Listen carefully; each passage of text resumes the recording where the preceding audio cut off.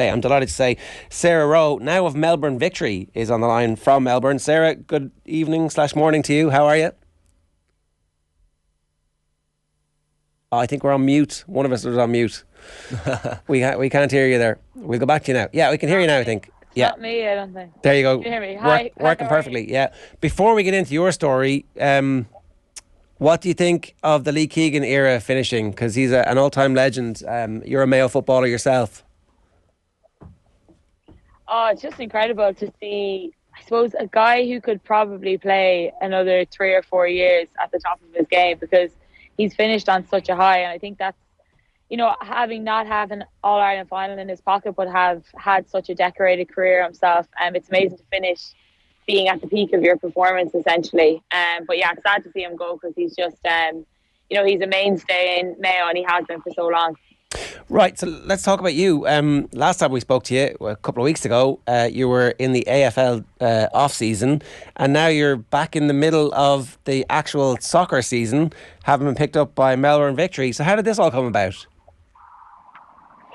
Yeah, I'm not someone who knows how to relax, I think. I think last season I took 6, maybe 8 weeks off because of the way the season timing worked, and just took that time away and trained, obviously, but didn't play with Mayo that season. And I think I kind of missed not cross-coding, I suppose. But it never worked out for me to go back to soccer prior to now. I'm sorry, I don't know what that is. Can you hear me? Yeah, we can, yeah. Sorry, I just got cut out there.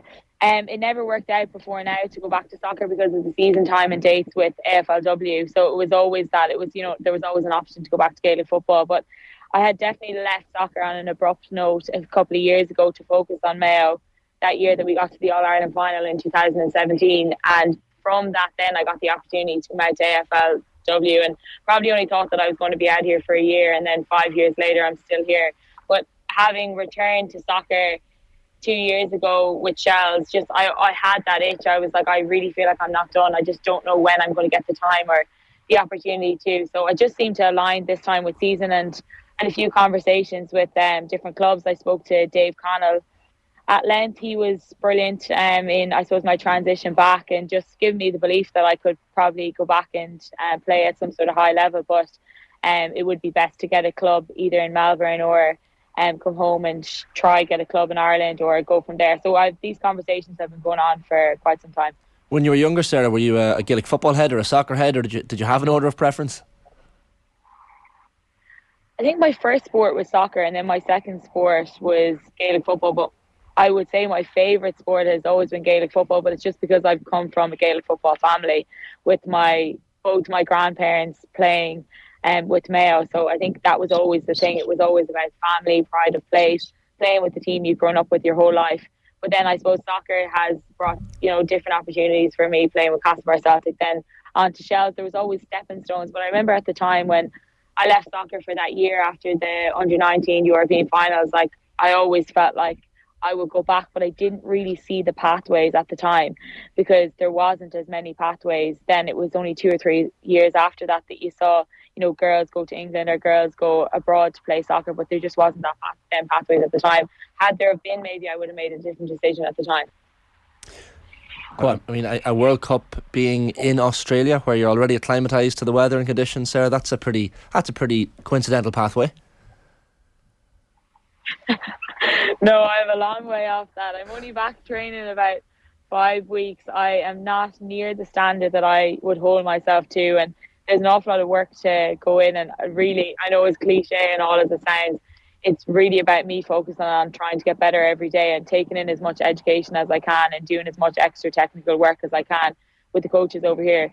The coach, Steph Hopkins from Melbourne Victory, has been incredible, and they've just put in an awful lot of work to me. And I think I just really appreciate the confidence and faith that they have had in me over the last couple of weeks, considering I've been so long out of the game. For them to even give me an opportunity here has been amazing. I'm very grateful for that. But yeah, the World Cup, it's amazing. It's so good to think that all the girls, even talking to Ger Shane the other day, that they're all flying over, and it's just going to be literally a flight away, either in Sydney and Perth or whatever. But regardless, I'll be there cheering the girls on. Now that's if I can get tickets. But it's been amazing to watch what the girls have done. So I mean, all joking aside, is it even part of your dream to potentially things go well and over the next couple of months get called back into an Ireland squad and do some training with them, or is that not even possible with the AFLW?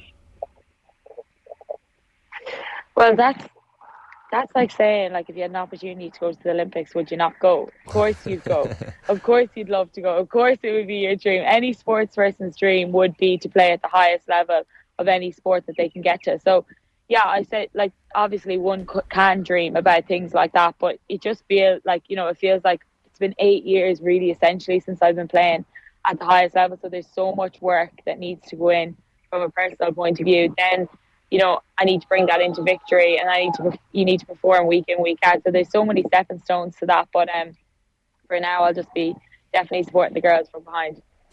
What position are you playing, Sarah? What type of soccer player are you? I'm playing in Katie McCabe's position, so tell her to watch out. And I'm only joking. She's one of my great friends. She's an absolute credit. But no, I'm playing either left wing, right wing, or up top. We kind of switch. We generally switch between the three up top. That positional flexibility, does that come from a GA background a little bit, where you kind of have to do a little bit of everything no matter where you are on the pitch, or was that always kind of your game anyway? Yeah, that was probably always kind of my game anyway. I used to play centre mid when I was younger, but always with Ireland, I always played up through the ranks. It was always right or left wing.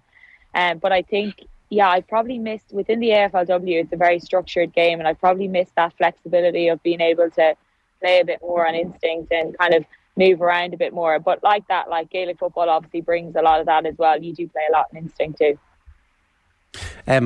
For anybody who hasn't seen it, it's been doing the rounds on Twitter, but here's the Australian commentary of your first touchback in football, courtesy of the Australian soccer website, keepup.com. Have a listen to this. Cleared by Goad. He was able to find Rowe. Oh, call an ambulance. Some ankles are broken there. What a run this from Sarah Rowe. Oh, dear. Sarah Rowe on that occasion absolutely sent Izzy Folletta.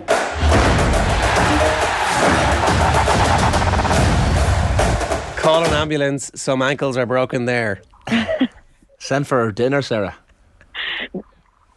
Normally that's me. It's on the other side. Normally I'm the one tripping over someone else. If you saw me the first week back at training, I was properly tripping over my own feet. So I think I was just lucky at that moment. You're obviously enjoying it. Yeah, to be honest, I'm absolutely loving being back at a sport that I have such a passion for, and I have for so long. I really have missed it. I think that's been the thing. I've just been so grateful to be able to train, in that elite environment and be with some great players, like players who play with the Matildas. Like, we have a girl from Denmark at the moment who's playing with us. She's on loan for 6 weeks. To be able to play with these players and also learn from them as well has been amazing. And just the training schedule is like far more than you would do at home in the National League, because we train in the morning, so we're in training for 7 o'clock and then we're done by like 1 o'clock every day, but that's like 5 days a week. So it's just it's different to the AFLW again, because obviously we're at a semi-pro stage in AFLW and we train in the evening time, so even that in itself has been great. Was there an element, Sarah, in your head of unfinished business in football? Like, has this been kind of on your radar since you went to Oz in 2018? Was it something that you always felt, if the opportunity arose, that you would take it?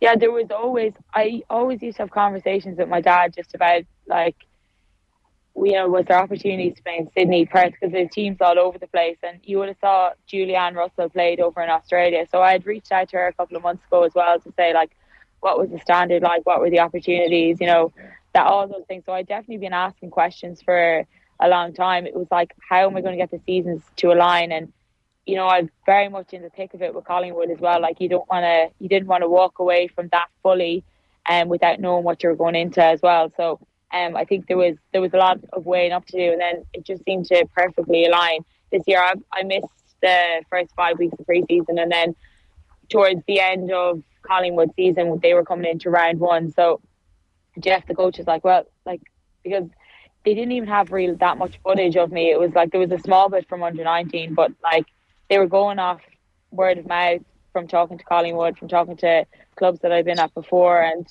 taking a real risk on me really, and just saying, when can you come in training? Can you come in straight away? but we were in the middle of finals at the time, so I was like, I obviously can't come in training until the season ends.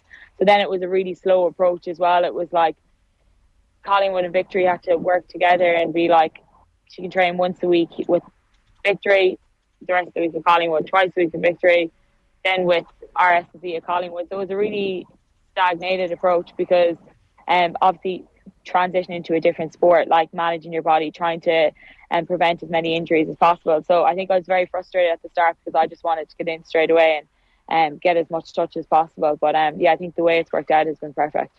You already have National League and Cup honours with Shelbourne from before, and you're probably seeing the increased interest in the Women's National League over here, even from Australia on social media and whatever else. Like, obviously this is a massive hypothetical, but if and when you return to Ireland at some point in the future, is the Women's National League on your radar? Is it back into the Mayo colours, or have you even thought that far ahead?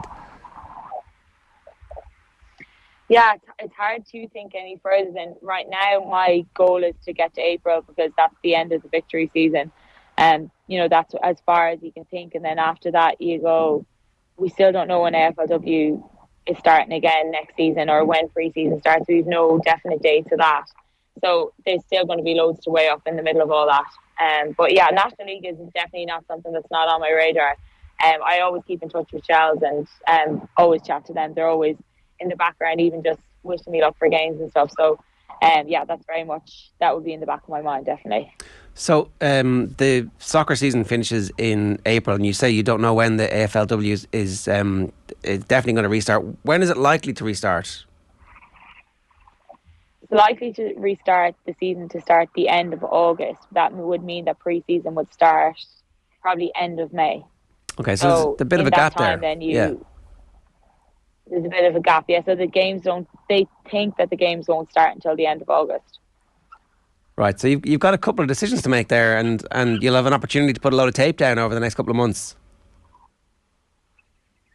Yeah, I think you just have to see how it goes week by week and literally training session by training session. That's genuinely my focus, because like if you start to think of big outcomes or like what's next, like you really do forget to do the little things really well. And I've definitely had times in my career where I have thought like that. You think too far ahead and all of a sudden you get an injury or something goes pear-shaped for you and you're not performing and you're missing out in detail. So for me, it really is like, it's just a process. Well, listen, enjoy every step of it because it's an incredible story. Thanks a million for joining us again, Sarah. Best of luck. Thanks, guys. Good to see you. That's Sarah Rowe there, who is a soccer player now. Last time we talked to her, she was an AFL player, and before that, obviously, Mayo inter-county footballer. So an incredible career that Sarah Rowe was putting together.